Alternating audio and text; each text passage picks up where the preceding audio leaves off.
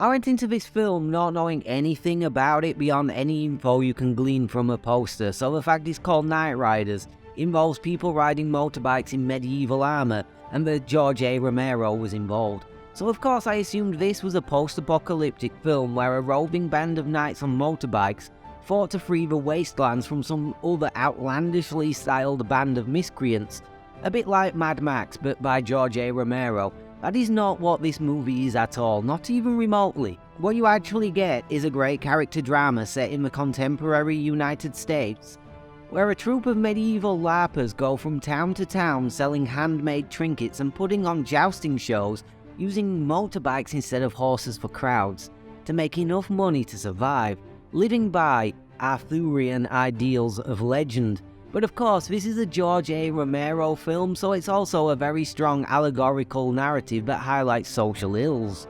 The drama revolves around a troupe of performers who are all social outcasts and idealists. Ed Harris, in his first top billing in a movie, is the leader of the troupe as King Billy, and an artistic and moralistic idealist who is trying to create a utopian society of like-minded individuals. You can see this in the very opening 10 seconds, where he rises from having sexual relations with his queen to then bathe and flagellate himself in the river to make penance for his sins. Morgan, played by Tom Savini, who chafes at the ideals and ethics that Billy places upon the troupe, is his main adversary within it, constantly challenging Billy to become the new king, mainly because he wants to earn more money and fame for his art. That's one of the main allegorical themes in this film, the fight between artistic integrity and morals and the need to earn money to survive, with Billy representing the idealist, the artist who creates art for the sake of creating art, who is purely driven by his innate drive to do so,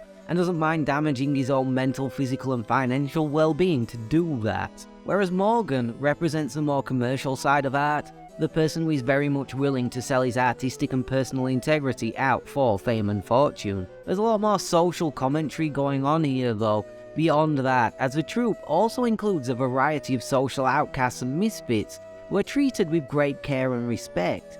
There's a couple of homosexual men who in 1981 were very much maligned and treated with disdain by society, and if they were portrayed at all in film, were camp stereotypes and usually outrageously so. Not so here, where they are portrayed as entirely normal people like any other character. The mechanic is a woman. Usually, a female grease monkey would be portrayed as a butch tomboy and probably a lesbian, but here she's just a normal everyday working woman who happens to have a job usually associated with men. There's a character who takes drugs, more specifically weed, and he too is treated as a person who should be allowed to believe in the things they believe in, as they are doing no harm to anyone. As a young woman who runs away to join the troupe, not because she's particularly aligned with their ideals, but because she wants to escape her abusive father and meek-willed mother, who just lets it happen. The only people who are caricatures in this film live outside the troupe in society at large. There's a corrupt fat cop, less interested in protecting society and far more interested in rinsing it for everything he can get from it on a mad power trip. He even beats a character in jail just because he can, and he knows nobody can do anything about it. There's a few sleazy Hollywood types who only see the troupe as an exploitable commodity they can exploit for profit. So the other side of this film's social commentary is a quite forward-thinking and progressive one in looking at can moral ideals survive within a society that despises them. It's also incredibly prescient as gay rights, women in traditionally male workplaces and the legalization of some drugs have all made huge strides in the last 40-odd years.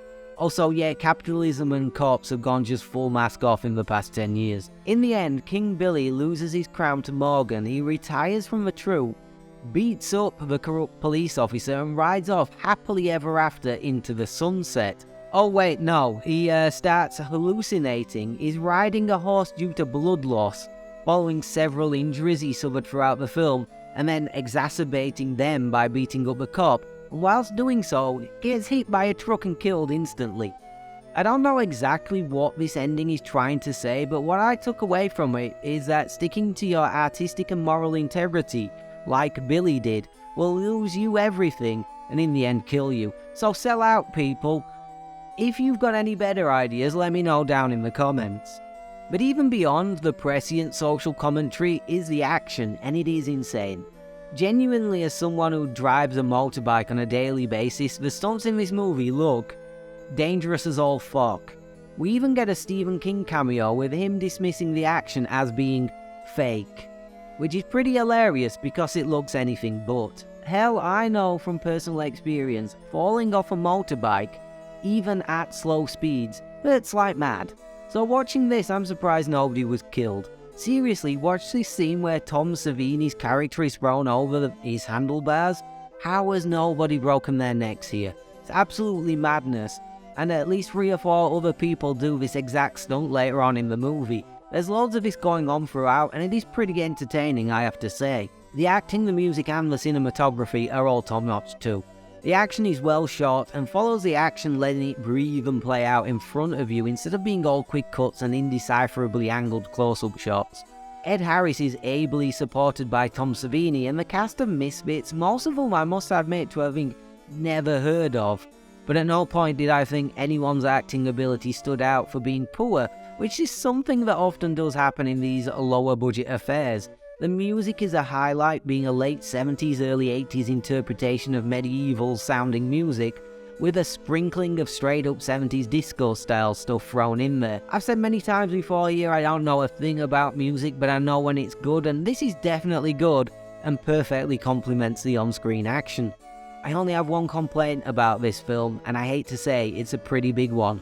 This is way too long, at least an hour too long in fact. I got about an hour in and had to pause it to go to the toilet, and notice I still had almost an hour and a half to go, as this has a 2 hours and 26 minute runtime. I think you could trim this down by 45 minutes to an hour and lose nothing of the social commentary or character drama, and it would be way tighter and more impactful. The action scenes, although initially great, do drag on a little long for my liking. You could trim 30 minutes out of this purely by clipping a little out of these. Other than that though, this is another brilliant film from Romero, a departure from his usual genre of horror into drama, which isn't that big a stretch, as most if not all of his horrors were grounded in character drama and social commentary. If you like that, then please like, comment and subscribe as always. Next week I'll be back